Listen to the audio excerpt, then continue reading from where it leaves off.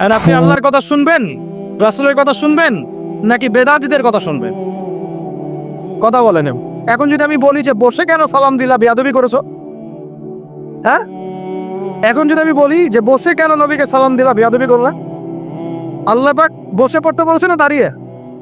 যে দরুদের শিক্ষা আল্লাহ দিয়েছেন, যে দরুদের শিক্ষা রাসূল শিখিয়েছেন, এবং যে তরিকা পদ্ধতি আল্লাহ এবং তার রাসূল শিখিয়েছেন, সেখানেই আপনাকে বসে সালাম দিতে বলা হচ্ছে। এখানে আমি বসে আছি, এখানে একটা মাসলা বের হবে, শোনেন। আমি কিন্তু তার সাথে বসে আছি। দাঁড়িয়ে আছেন কি আপনি? দাঁড়িয়েছিলেন কখন? কিয়াম করেছেন কখন? যখন আপনি সূরা ফাতিহা পড়ছিলেন, মনে আছে? তারপর একটা সূরা পড়েছেন, কিয়াম করেছেন, আল্লাহর সামনে দাঁড়িয়েছেন। এই কিয়াম ফরজ। এই কিয়াম কি ফরজ। এবার আপনি দ্বিতীয় রাকাতে গিয়েছেন, প্রথম রাকাত শেষ, দ্বিতীয় রাকাত পড়ছেন, তাশাহুদ পড়েছেন, তৃতীয় রাকাত পড়েছেন, চতুর্থ রাকাত পড়েছেন, শেষ বৈঠকে বসেছেন। বসার পরে আপনি কি পড়ছেন? আপনি কিন্তু এখন বসে আছেন। দাঁড়িয়ে আছেন কি? বসে আছেন। বসে বসে আপনি পড়ছেন আত-তাহিয়াতু লিল্লাহ ওয়া সালাওয়াত ওয়া তাইয়্যিবাত। সংক্ষিপ্ত অর্থ হচ্ছে সমস্ত শারীরিক ইবাদত, আর্থিক ইবাদত এবং মৌখিক ইবাদত, সব ইবাদত আল্লাহর জন্য। কার জন্য? আল্লাহর জন্য। এবার আপনি নবীকে সালাম দিচ্ছেন, আসসালামু আলান নবী অথবা আসসালামু আলা আইয়ুহান নবী, যে যেভাবে বলেন, আসসালামু আলান নবী ওয়া রাহমাতুল্লাহি ওয়া বারাকাতুহু। এখানে কি ইয়া নবী সালামু আলাইকা বলেছেন? কথা বলেন, এটা বলেছেন? আপনি বলেছেন আসসালামু আলান নবী ওয়া রাহমাতুল্লাহি ওয়া বারাকাতুহু। হে নবী, হে আল্লাহর নবী, আপনার প্রতি আল্লাহর পক্ষ থেকে শান্তি, রহমত, বরকত নাজিল হোক। সুবহানাল্লাহ। এই সালাম দেওয়ার সময় দাঁড়িয়েছিলেন না বসেছিলেন? বলেন। আল্লাহ পাক নামাজ শিখিয়েছেন না অন্য কেউ শিখিয়েছেন? আর আল্লাহ পাক সবচেয়ে বেশি আদব শেখাতে পারেন, অন্য কেউ পারে? তাহলে আল্লাহর দেওয়ার সিস্টেমের মধ্যে কোনো বেয়াদবি থাকবে? এখন যদি আমি বলি যে বসে কেন সালাম দিলা, বেয়াদবি করেছো? হ্যাঁ, এখন যদি আমি বলি যে বসে কেন নবীকে সালাম দিলা, বেয়াদবি করলা? আল্লাহ পাক বসে পড়তে বলেছেন না দাঁড়িয়ে? আল্লাহ পাক কি বলেছেন? আল্লাহু আকবার, আত-তাহিয়াতু লিল্লাহি ওয়া সালাওয়াত ওয়া তাইয়্যিবাত, আসসালামু আলান নবী ওয়া রাহমাতুল্লাহি ওয়া বারাকাতুহু, আল্লাহুম্মা সাল্লি আলা মুহাম্মদ। আল্লাহ পাক বলেছেন। আল্লাহ পাক শেষ বৈঠকে বসিয়ে দিলেন। নামাজের সিস্টেম কে শিখিয়েছেন? আল্লাহর চাইতে কেউ কি শালীন? আল্লাহর চাইতে কেউ ভদ্র? আল্লাহর চাইতে কেউ করিম? আল্লাহ পাকের চাইতে কেউ জ্ঞানী বেশি? আল্লাহ পাকের চাইতে কেউ শরীয়ত বেশি বোঝে? আচ্ছা, আল্লাহ পাক বলছেন বসো, বসে পড়ো, আসসালামু আলান নবী ওয়া রাহমাতুল্লাহি ওয়া বারাকাতুহু। এবার বলছে আসসালামু আলাইনা ওয়া আলা ইবাদিল্লাহিস সালিহিন। এবার আল্লাহ তুমি আমাদের সবার প্রতি শান্তি নাজিল করো এবং তোমার যত সালেহ বান্দা আছে সবাইকে শান্তি দাও। সবার জন্য দোয়া করলাম। তারপরে আশহাদু আল্লা ইলাহা ইল্লাল্লাহ ওয়া আশহাদু আন্না মুহাম্মাদান আবদুহু ওয়া রাসূলুহু। কালিমা শাহাদা সাক্ষী দিলেন। তখন কি আপনি বসেছিলেন না দাঁড়িয়েছিলেন? আচ্ছা, এবার সামনে যান। এবার আপনি পড়ছেন আল্লাহুম্মা সাল্লি আলা মুহাম্মাদ। হে আল্লাহ, মুহাম্মদ সাল্লাল্লাহু আলাইহি ওয়াসাল্লামের প্রতি শান্তি নাজিল করুন, সালাত নাজিল করুন। ওয়া আলা আলি মুহাম্মদ, মুহাম্মদ সাল্লাল্লাহু আলাইহি ওয়াসাল্লামের পরিবারের উপরে করুন। কামা সাল্লাইতা আলা ইব্রাহিম, যেমন করে আপনি ইব্রাহিম আলাইহিস সালামের উপর করেছেন। ওয়া আলা আলি ইব্রাহিম, ইব্রাহিম আলাইহিস সালামের পরিবারের উপর করেছেন। ইন্নাকা হামিদুম মাজিদ, আপনি হামিদ এবং মাজিদ। আরো বলি আল্লাহুম্মা বারিক আলা মুহাম্মদ, আল্লাহ বরকত নাজিল করেন মুহাম্মদ সাল্লাল্লাহু আলাইহি ওয়াসাল্লামের প্রতি। ওয়া আলা আলি মুহাম্মদ, মুহাম্মাদের বংশধরদের প্রতি, সাল্লাল্লাহু আলাইহি ওয়াসাল্লাম পরিবারবর্গের প্রতি। কামা বারাকতা আলা ইব্রাহিম, যেমন করে আপনি বরকত দিয়েছেন ইব্রাহিম আলাইহিস সালামকে। ওয়া আলা আলি ইব্রাহিম, এবং ইব্রাহিম আলাইহিস সালামের পরিবারবর্গের উপর। ইন্নাকা হামিদুম মাজিদ, নিশ্চয়ই আপনি প্রশংসিত, মাজিদ, হামিদ এবং মাজিদ। এই সময় আমি দরুদ পড়লাম, এই দরুদটা কি সর্বশ্রেষ্ঠ দরুদ নয়? এই দরুদের শিক্ষা আল্লাহ দেন নাই? এই দরুদের শিক্ষা নবী দেন নাই? নাকি এই দরুদ আমরা বানিয়েছি? যে দরুদের শিক্ষা আল্লাহ দিয়েছেন, যে দরুদের শিক্ষা রাসূল শিখিয়েছেন, এবং যে তরিকা পদ্ধতি আল্লাহ এবং তার রাসূল শিখিয়েছেন, সেখানেই আপনাকে বসে সালাম দিতে বলা হচ্ছে। আর আপনি আল্লাহর কথা শুনবেন, রাসূলের কথা শুনবেন, নাকি বেদাতীদের কথা শুনবেন? কথা বলেন। এবার আল্লাহর কথা মানবো, রাসূলের কথা মানবো, তাদের শেখানো পদ্ধতিতে চলবো, নাকি বেদাতীদের পদ্ধতি চলবো? এই কথাই মানুষ বুঝতে পারে না। এখন যদি সমাজের সব মানুষ বেদাত করা শুরু করে, আপনি কি করবেন? মনে করেন আল্লাহ না করুক এখানে যাত্রার গান হচ্ছে, আর আপনি কি গিয়ে যাত্রার গানে নাচা শুরু করবেন? মনে করেন একটা সুদী কনফারেন্স হচ্ছে, আপনি কি সেখানে গিয়ে বসে সুদ খাবেন? মনে করেন একটা মদের আসর বসেছে, আপনি কি সেখানে গিয়ে কলকিতে টান দেওয়া শুরু করবেন নাকি? তো সামাজিকতা মানে কি, আর আদব কাকে বলে? আল্লাহ পাক যেটা শিখিয়েছেন সেটা আদব, রাসূল যা শিখিয়েছেন সেটা আদব। আল্লাহ পাক যে সমাজ গড়তে বলেছেন ওটাই সমাজ। জাহেলরা যে সমাজ গড়েছে এটা সমাজ নয়। জাহেলরা যেটা করবে সেটা জাহেলিয়াত, বেদাতিরা যেটা করবে সেটা বেদাতি কাজ। বেদাতি কাজ সম্পর্কে আল্লাহ রাসূল কি বলেছেন শোনেন। বেদাতি হাউজে কাউসারের পানি পাবে না, সহিহ বুখারী হাদিস। এক নম্বর, বেদাতি হাউজে কাউসারের পানি পাবে না। হাদিসটা শোনাই, নবীজি বলছেন আমি হাউজে কাউসারের কাছে চলে যাব। মান মাররা আলাইয়া শারিবা, যে আমার পাশ দিয়ে চলে যাবে তাকে আমি পান করাবো। কি পান করাবে? হাউজে কাউসারের পানি। নবীজি বলছেন সুম্মা ইউহালু বাইনি ওয়া বাইনাহুম, এরপর আমার এবং এই অনুসারীদের মাঝখানে একটা পর্দা পড়ে যাবে। আমি বলবো ইন্নাহুম মিন্নি, এরা তো আমার উম্মত, কেন পর্দা পড়ে গেল?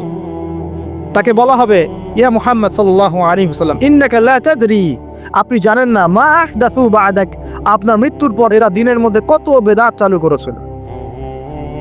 নবীজি তখন বলবেন, নিজে বলবেন সুখান, দূর হও লিমান গায়্যারা বা'দি, যারা আমার পরে শরীয়তকে পরিবর্তন করেছো তারা এখান থেকে দূর হয়ে চলে যাও। নবী নিজে বেদাতীদেরকে তাড়িয়ে দিবেন, বলেন নাউজুবিল্লাহ। আরেকটা কি আছে? একটা হাদিসে আসছে যে মান আহদাসা হাদাসান, কেউ যদি কোনো বেদাত করে, আওয়া মুহদিসান, অথবা কোনো বেদাতিকে আশ্রয় পর্যন্ত দেয়। কেউ যদি কোনো বেদাত করে অথবা বেদাতিকে আশ্রয় দেয় অথবা তাকে সম্মান করে, তাকে বেদাত করার জায়গা করে দেয়, ফাআলাইহি লানাতুল্লাহি ওয়া মালাইকাতিহি ওয়ান নাসি আজমাইন, তার ওই ব্যক্তির উপরে ফেরেশতা মণ্ডলী, আল্লাহ, ফেরেশতা মণ্ডলী, মানব জাতির লানত, নাউজুবিল্লাহ। একটা হাদিসে আসছে যে কেউ যদি কোনো বেদাতিকে সম্মান করে সে যেন ইসলাম ধ্বংস করার কাজে সাহায্য করল।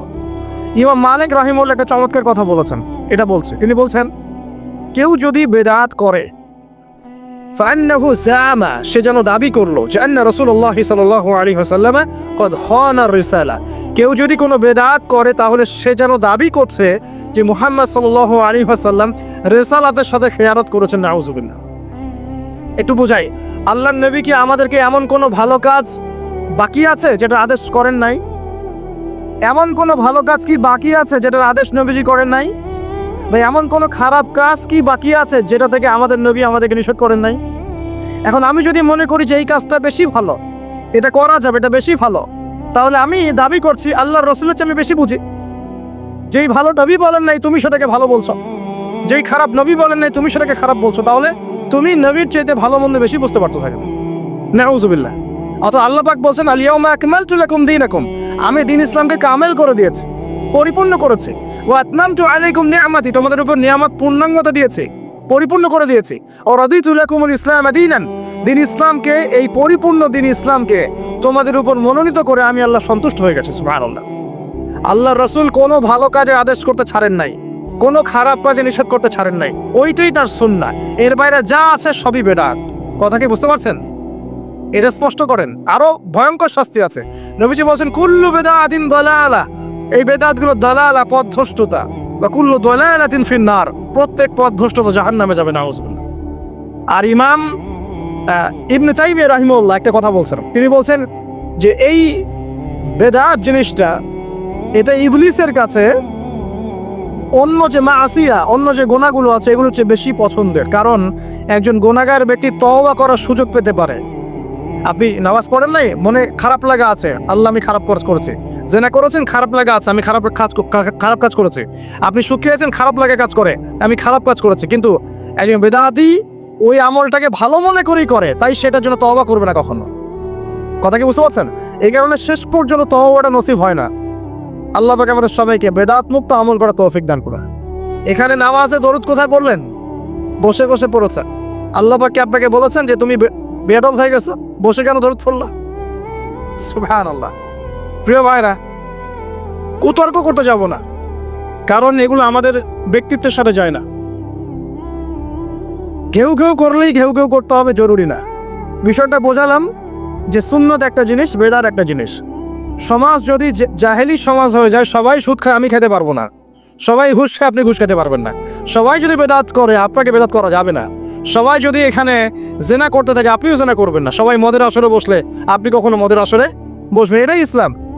এই ব্যক্তিত্ব, এই গায়রত, এই হকের উপর দৃঢ়তা থাকলে ইনশাআল্লাহ দুনিয়াতে দুটো কটু কথা শুনতে হলেও জান্নাত পাওয়া যাবে ইনশাআল্লাহ। আর প্রত্যেক নবী রাসূলের সুন্নতটা এমনই ছিল। আমাদের নবীজিকে মানুষ